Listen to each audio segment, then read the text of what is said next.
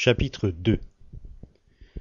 Un homme de la maison de Lévi alla prendre pour femme une fille de Lévi. Cette femme devint enceinte et enfanta un fils. Elle vit qu'il était beau, et elle le cacha pendant 3 mois. Ne pouvant plus le cacher, elle prit pour lui un coffret de jonc qu'elle enduisit de bitume et de poix. Elle y mit l'enfant et le déposa parmi les roseaux sur le bord du Nil. La sœur de l'enfant se tint à quelque distance pour savoir ce qui lui arriverait. La fille du Pharaon descendit vers le Nil pour se baigner, et ses compagnes se promenèrent au bord du Nil. Elle aperçut le coffret au milieu des roseaux et envoya sa servante pour le prendre. Elle l'ouvrit et vit l'enfant. C'était un petit garçon qui pleurait. Elle en eut pitié et dit : « C'est un des enfants des Hébreux. » Alors la sœur de l'enfant dit à la fille du Pharaon : « Faut-il que j'aille t'appeler une nourrice parmi les femmes des Hébreux afin d'allaiter cet enfant pour ton compte ? » « Va, lui répondit la fille du Pharaon. La jeune fille alla donc appeler la mère de l'enfant.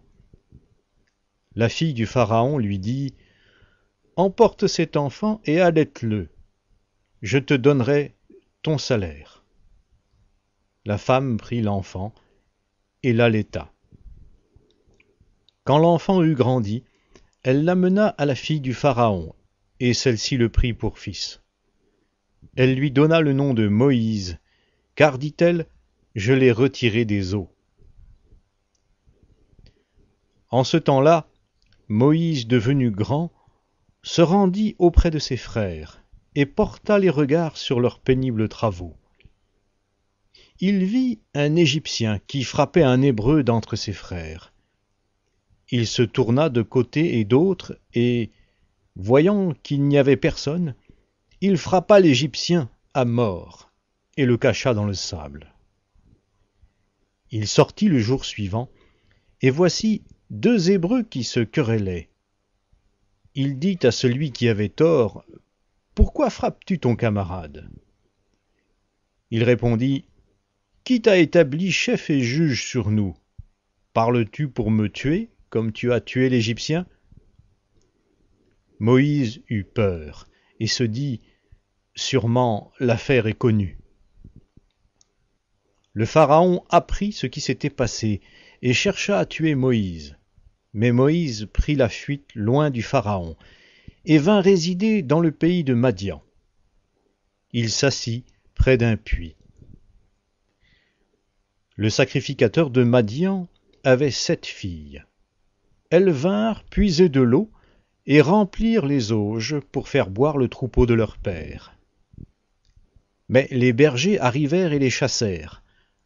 Alors Moïse se leva, prit leur défense et fit boire leur troupeau. Quand elles furent de retour auprès de Réuel leur père, il dit : « Pourquoi revenez-vous si tôt aujourd'hui ? » Elles répondirent : « Un Égyptien nous a délivrés de la main des bergers. Il nous a même puisé de l'eau et a fait boire le troupeau. » Il dit à ses filles : « Où est-il ? Pourquoi donc avez-vous laissé cet homme ? Appelez-le pour qu'il prenne quelque nourriture. » Moïse se décida à résider chez cet homme, qui donna sa fille Séphora à Moïse. Elle accoucha d'un fils, auquel il donna le nom de Gershom, car, dit-il, « Je suis un immigrant dans un pays étranger. » Longtemps après, le roi d'Égypte mourut, et les Israélites gémissaient encore sous la servitude, et poussaient des cris. Leur appel du sein de la servitude monta jusqu'à Dieu. Dieu entendit leurs soupirs. Dieu se souvint de son alliance avec Abraham, Isaac et Jacob.